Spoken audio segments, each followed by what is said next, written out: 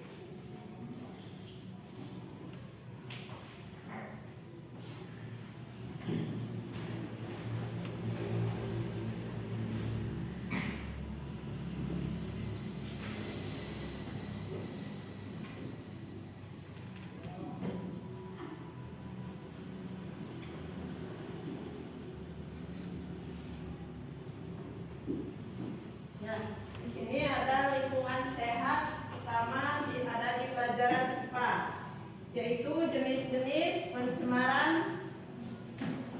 Contohnya dampak air, udara, dan tanah.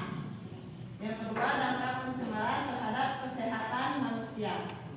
Di sini Ibu akan mempelajari yang IPA-nya dulu ya. Dari jenis-jenis pencemaran. Ada yang tahu pencemaran itu apa? Kalau tidak tahu, Ibu jelaskan. Jenis-jenis pencemaran lingkungan adalah masuknya zat, energi, atau komponen lain ke dalam lingkungan yang menurunkan kualitas berdasarkan tempat terjadinya sifat polutannya. Pencemaran dalam mata pelajaran IPA ini dikelompokkan menjadi beberapa jenis utama, yaitu berdasarkan tempat terjadinya. Ada pencemaran air. Ada yang tahu seperti apa pencemaran air?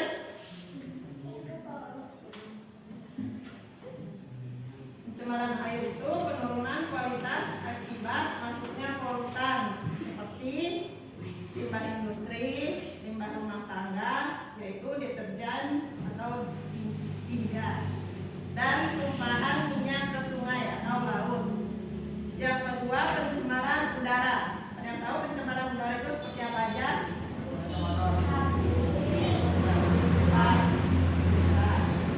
Kondisi udara yang tercemar oleh gas dan partikel berbahaya seperti asap kendaraan, sisa pembakaran pabrik yang juga memicu efek rumah kaca.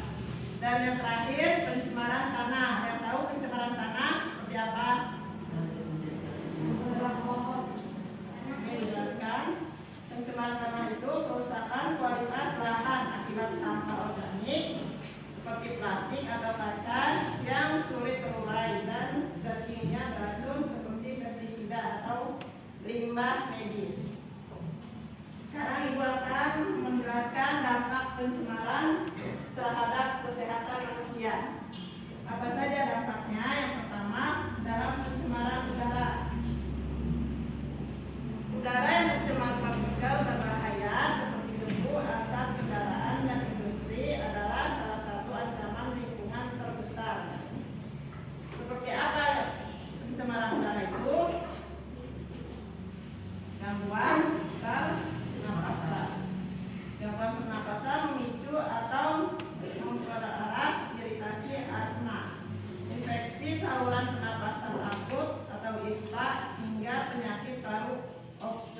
kronis PPOK.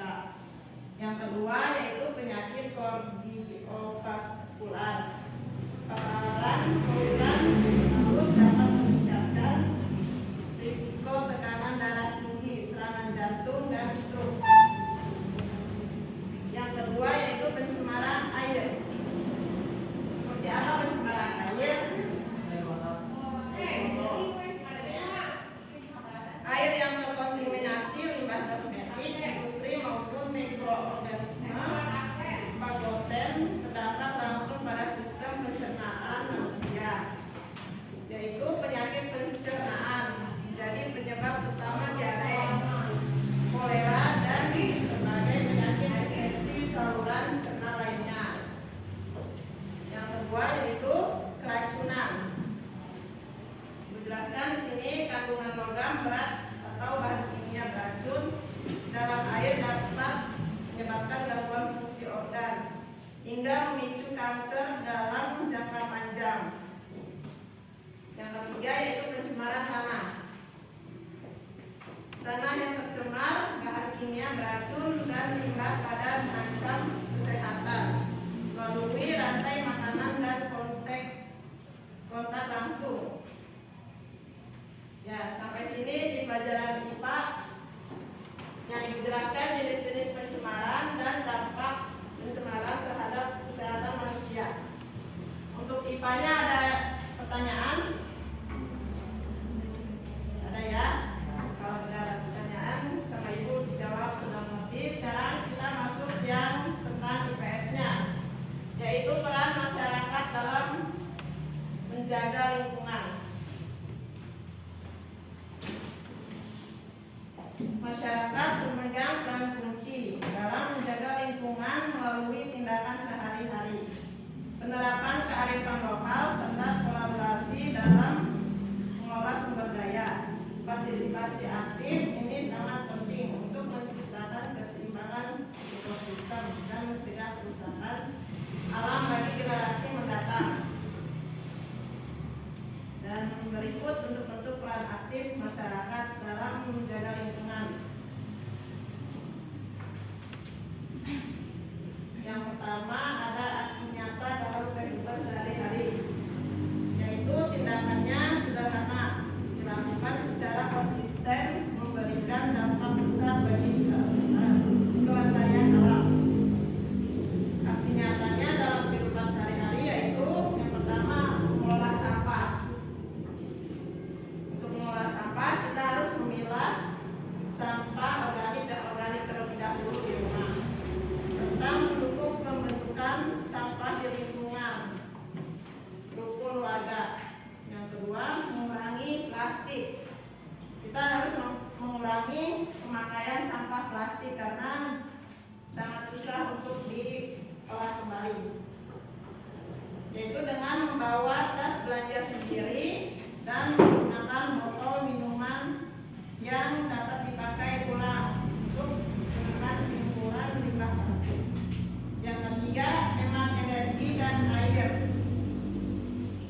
Kita harus berhemat dalam menggunakan listrik dan air, ya, yaitu dengan cara mematikan lampu serta keran air saat tidak digunakan untuk menghemat sumber daya. Yang kedua selanjutnya ada partisipasi dalam program lingkungan. Masyarakat dapat terlibat langsung maupun mendukung program pemerintah, itu dengan cara kerja bakti. Apa itu kerja bakti? Bergotong royong dengan cara membersihkan selokan, fasilitas umum, dan lingkungan warga. Selanjutnya ada penghijauan. Penghijauan itu apa? Menanam pohon. Itu melakukan kegiatan menanam pohon bersama warga desa dan komunitas untuk mencegah erosi dan menambah cadangan oksigen.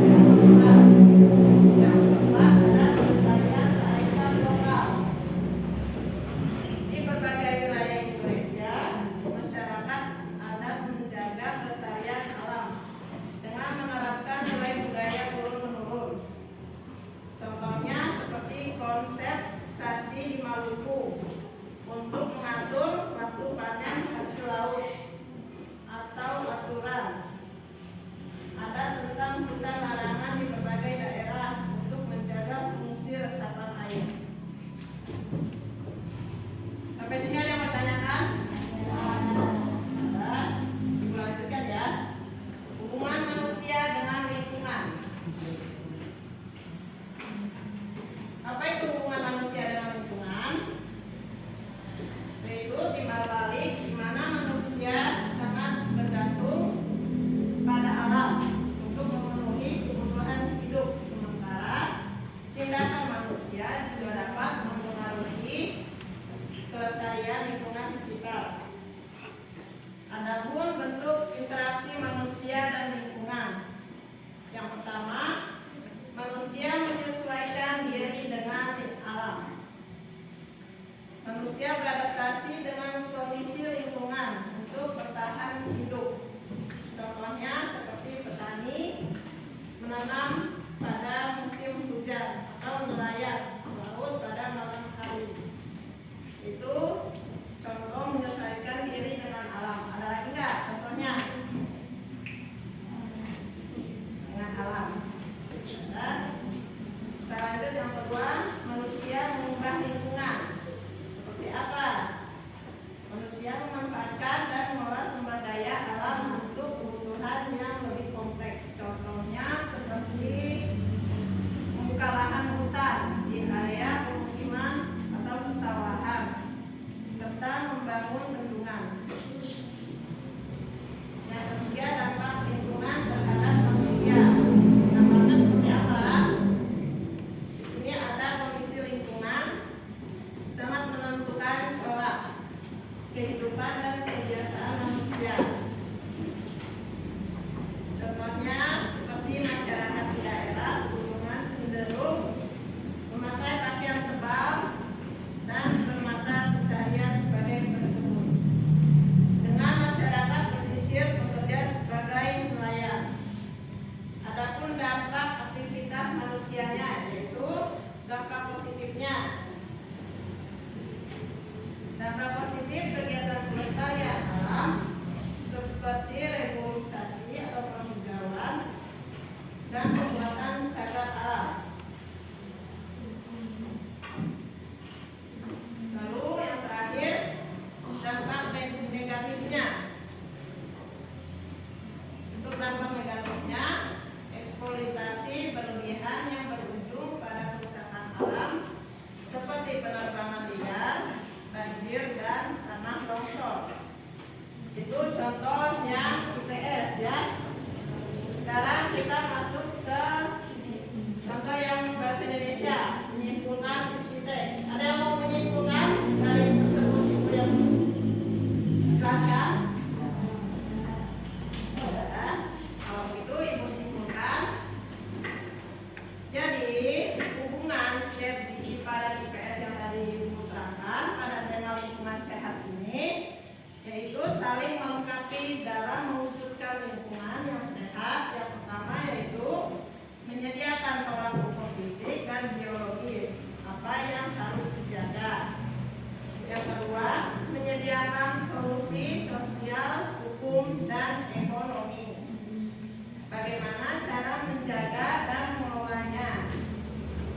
Yang ketiga, lingkungan yang secara sehat alami hanya bisa terwujud jika ada perilaku manusia yang bertanggung jawab serta sosial. Itulah kesimpulan dari ibu yang tentang bahasa Indonesianya.